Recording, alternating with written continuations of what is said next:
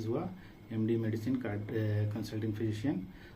मेरा स्पेशलाइजेशन है diabetic, hypertension, liver, abdominal और स्किन स्पेशलिस्ट। सर, जैसा कि आज मीडिया टीम आज आपके पास पहुंची है जानने के लिए कि जिस तरीके से पूरा भारतवर्ष या पूरा विश्व कहिए कि विश्व मलेरिया दिवस मनाने जा रहा है, क्या मुझे कहना चाहेंगे सर? किस तरह का शुभकामना संदेश देंगे खास करके भारतवासियों को, पटना वासियों को, बिहार वासियों को?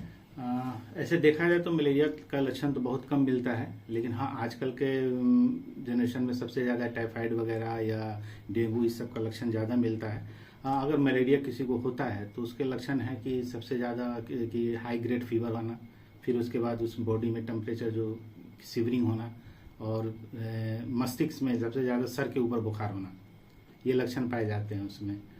ये अगर देखा जाए तो कारण इसका क्या होता है सर कि सर के ऊपर भी बुखार? ये एक तरह का ये मॉस्किटो इन्फेक्शन है, जिससे मॉस्किटो को बाइट करने से होता है। और ये स्पेशल प्रकार का कोई मॉस्किटो है सब कुछ? हाँ, एक फीमेल मॉस्किटो होता है स्पेशल प्रकार का, जिसकी वजह से ये काटने से ये मलेरिया। इसकी पहचान कैसे होती है सर? इसकी पहचान लगभग ये है कि एक तो गंदे पानी में नहीं पाया जाता, ये साफ पानी में होता है, जैसे कि घर के अगल बगल जमा पानी हो उसमें ये पाया जाता है। तो ये इसकी पहचान होती है? जी हाँ, और इसकी हाइट ये लोअर स्पेस में उड़ता है, ज़्यादा हाइट में नहीं उड़ते हैं। ज़्यादा हाइट में नहीं होती। तो सर अगर देखा जाए जिसको अगर मलेरिया रोग अगर हो जाए तो वो पता कैसे लगाए कि हाँ हमें मलेरिया रोग हो चुका है? इससे 2-3 अगर लक्षण से पता चलता है तो ठीक है, नहीं तो इसके टेस्ट वगैरह होते हैं मलेरिया के, एंटीजन वगैरह करते हैं, मलेरिया टेस्ट करते हैं। और दूसरा लक्षण ये कि सबसे ज़्यादा इसमें सब सीवियर बुखार होता है, जैसे कि नॉर्मली टाइफाइड वगैरह में या वायरल इन्फेक्शन में फीवर कम होता है 100-101 के आसपास, इसमें क्या होता है एबव 103-104 जाता है फीवर। बहुत हाइट हो गया था। जी हाँ, और खास करके सर पे, जैसे पेशेंट को सीवरिंग का इसमें बहुत ज़्यादा आता है पेशेंट, जैसे कि अगर कोई फीवर में पेशेंट है तो सीवरिंग सबसे ज़्यादा होता है इसमें। अगर देखा जाए सर यहाँ पे मरीज अगर पहुँचते हैं, वैसे मरीज अगर यहाँ पे पहुँचते हैं सर, तो क्या कुछ किस तरीके से यहाँ पे बेहतरीन उपचार होगा और जिससे बेहतरीन यहाँ से स्वस्थ हो गए? अगर हमारे पास पेशेंट आते हैं इस तरह के कंप्लेन के साथ, तो सबसे पहले उनके हिस्ट्री लेने के बाद से उनका ट्रीटमेंट तो स्टार्ट कर ही देते हैं, साथ में लैब टेस्ट वगैरह कराते हैं। अगर उसमें कंफर्म हो जाता है कि मलेरिया है तो उसके हिसाब से लाइन ऑफ ट्रीटमेंट चलता है उसका। ये 2-3 चीज़, जैसे ये ऐसे तो इंडिया लगभग पूरे वर्ल्ड में इस मलेरिया से लगभग 6 लाख से ऊपर लोग मरते हर साल, और हर साल मरते हैं? जी, हर साल। और ये सबसे ज़्यादा अफ्रीका में पाया जाता है। जैसे अगर 100% कहीं पर डेथ होती है तो 95% अफ्रीका में इसका डेथ होता है। तो जिस तरीके से सर मलेरिया का रोग यहाँ पे अगर मान लीजिए कोई अगर निकलता है हाँ इसे मलेरिया रोग हो चुका है, आपके द्वारा पूरी तरह से ट्रीटमेंट भी होता है सर, तो क्या ड्यूरेशन रहता है उस ट्रीटमेंट का? देखिए, एक्चुअली लक्षण ये 1 से 7 दिन में पता चलता है, ठीक है ना, टेस्ट के बाद। और उसका पीरियड ट्रीटमेंट का 14 दिन के अंदर में पेशेंट रिकवर कर जाता है। 14 दिन के अंदर? जी, 7 to 14 डेज।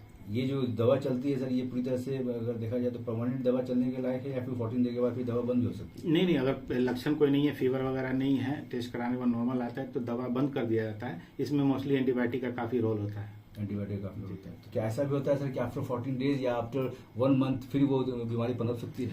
अगर पेशेंट का कंडीशन हो, पेशेंट वीक है, अगर पेशेंट इंटरनल वीक है तो उसमें री आने का चांसेस बनता है। वीक अगर बोले सर तो वीक बोले इंटरनल वीक हो पेशेंट, जैसे ओवरवेट कम है, उसका वेट कम हो, या फिर एंटीबॉडीज उसका कमजोर हो। तो क्या इसका डाइट चार्ट होना चाहिए सर? हाँ, एकदम होना चाहिए। हेल्दी फूड होना चाहिए, जैसे सर जैसे कि स्पाइसी फूड, ऑयली स्पाइसी सब नहीं लेना है। फल फ्रूट हुआ, ग्रीन वेजिटेबल हुआ, घर का बना साग सब्जी, रोटी दाल, ये सब खाएं। ये सारा चीज डाइट चार्ट में अगर ऐड कर दे तो ना आगे समय में ना होने का चांसेस है। हेल्दी पानी पिए तो बॉयल करके ठंडा करके पानी पिए बराबर, या फिर उसी पीरियड में पी सकते हैं। बराबर पिए तो और अच्छी बात है। बराबर पिए तो और अच्छी बात है, ताकि वो दोबारा फिर इस तरह के रोग ना पनपे। क्या सर ये मलेरिया और डेंगू ये 2 अलग अलग प्रकार है क्या? जी, दोनों अलग अलग है, लेकिन सिम्टम दोनों का एक ही है। सिम्टम दोनों का एक ही? जी, लगभग। अब जो देख रहे हैं मलेरिया का पेशेंट तो कम दिखाई दे रहा है, लेकिन डेंगू का पेशेंट कुछ ज्यादा दिखाई दे रहा है। तो डेंगू और टाइफाइड 2 चीज के पेशेंट सबसे ज्यादा हैं, और मलेरिया का बहुत कम रेयर में मिलता है। रेयर बोला जाए तो जैसे कि अगर 100 पेशेंट में हम लोग करें तो उसमें से 2 से 3% मिलेंगे। इट मीन्स ये हुआ कि स्वास्थ्य विभाग मलेरिया पे पूरी तरह से जोर लगा चुकी है और उसको बैलेंस कर चुकी है। लेकिन डेंगू का प्रभाव जो है वो ऊपर आ चुका है, और ये जानलेवा बीमारी। हाँ, देखिए जानलेवा तो हर बीमारी होता है अगर उससे केयर ना किया जाए। जी हाँ, लेकिन ये है थोड़ा कि मलेरिया इसमें क्या होता है ना कि हाई ग्रेड फीवर होने से सबसे पहले ब्रेन पे अटैक होता है। इसमें ऑर्गन डैमेज ज्यादा होते हैं। ऑर्गन डैमेज ज्यादा होता है? हाँ जी, ब्रेन, लीवर, क्योंकि अभी के और मौसम इंटेस्टाइन, ये अब- 3 चीज पे ज्यादा इफेक्ट होता है। अभी के समय में सर डेंगू का ज्यादा प्रकोप पड़ता है, जी। तो क्या लक्षण है सर, किस तरह का यहाँ पे रोग का उपचार है, क्या सेम उपचार है या फिर उसका भी कुछ नहीं, difference देखिए है? लाइन ऑफ ट्रीटमेंट दोनों का अलग ही है, लेकिन इसमें लगभग 50 to 60% माना जाए तो सेम उपचार चलता ही है। सेम उपचार चलता है। जी हाँ, सिम्टम भी वही है, बुखार है, बॉडी पेन है, आई रेडनेस है, ज्वाइंट पेन है, ये सब सारा सिम्टम आता है इसमें।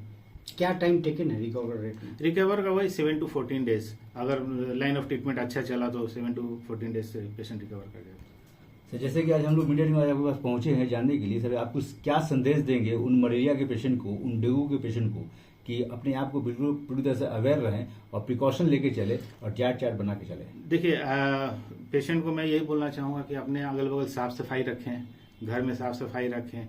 मॉस्किटो जहाँ है उसके लिए छिड़काव होता है, अगर नहीं छिड़काव हो रहा तो उसके लिए नगर पालिका में एप्लीकेशन देके छिड़काव करें, जिससे मॉस्किटो पन पे तो फिर बीमारी फैलेगी। बीमारी फैलेगी। जी। यहाँ पे जो मरीज सर पहुंच रहे हैं, क्या सिर्फ मलेरिया या डेंगू की, और भी कोई मरीज यहाँ मेरे बीमारी पास तो पहुंच रहे हैं? लगभग सबसे ज्यादा लीवर और शुगर के पेशेंट ज्यादा है। लीवर और शुगर के पेशेंट ज्यादा है, जो कि अब तो हर घर में जी, डायबिटीज पेशेंट दिखाई दे रहे हैं। डायबिटिक पेशेंट है। क्या अब उस डायबिटीज को पूरी तरह से अब बैलेंस कर रहे हैं या फिर शरीर से निकल भी रहा है सर? शरीर से मुक्त भी हो रहा है डायबिटीज? नहीं, देखिए सर, डायबिटिक मुक्त तो नहीं होता है। देखिए, डायबिटिक 2-3 तरह का होते हैं, एक प्री डायबिटिक होता है, एक डायबिटिक होती है, एक क्रोनिक डायबिटिक होता है। प्री डायबिटिक क्या है कि अगर स्टार्टिंग लक्षण दिखता है तो उसको डाइट से और दवा से कंट्रोल किया जा सकता है। और पेशेंट अगर डायबिटिक हो गया, क्रोनिक हो गया, तो फिर उसमें ये कि दवा तो कंटिन्यू चलेगा, लाइफ टाइम के लिए शुगर को बैलेंस किया जा सकता है। शुगर को बैलेंस किया जी। जाएगा, और ये शुगर पूरी तरह से बैलेंस ही रहेगा सर, या शरीर से निकलने का कोई चांसेस है देखिए, आगे भविष्य में? भविष्य में अगर कोई ऐसा कोई मेडिसिन बनता है तो निकलने का चांसेस है। और देखिए, सबसे बड़ा इसमें शुगर में है कि डाइट सबसे बड़ा अहम रोल निभाता है। हमने डाइट टाइम से लिया, हर चीज अच्छे से खाया, प्रोटीन आइटम सही से लिया, तो शुगर को मेंटेन किया जा सकता है। सर एक इम्पोर्टेंट सवाल ये है कि डायबिटीज शरीर में आता ही क्यों है?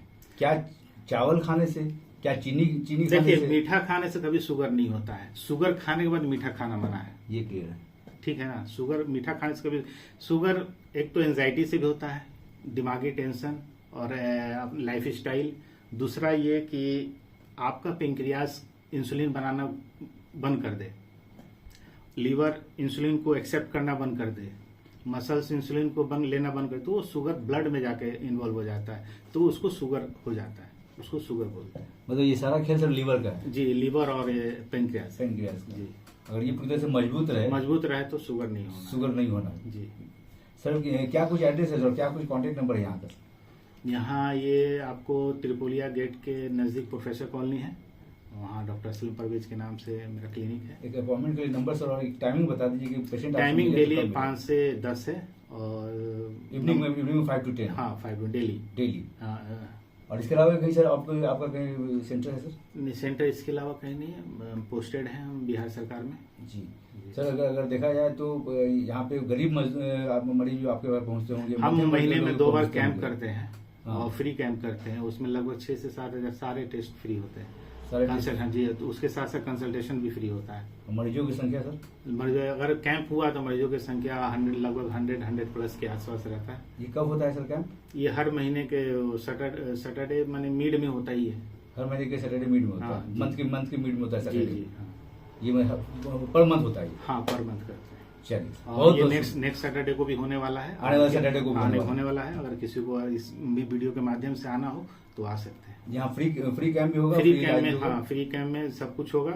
Free consultation? थायराइड से लेके लीवर, लिपिड प्रोफाइल, ECG और हर तरह का ब्लड टेस्ट जो होगा, शुगर वगैरह सब फ्री होता है।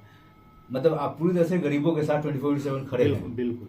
चलिए सर, बहुत बहुत शुक्रिया, बहुत बहुत धन्यवाद, Thank you so बहुत much. बहुत शुभकामनाएं। आपने विश्व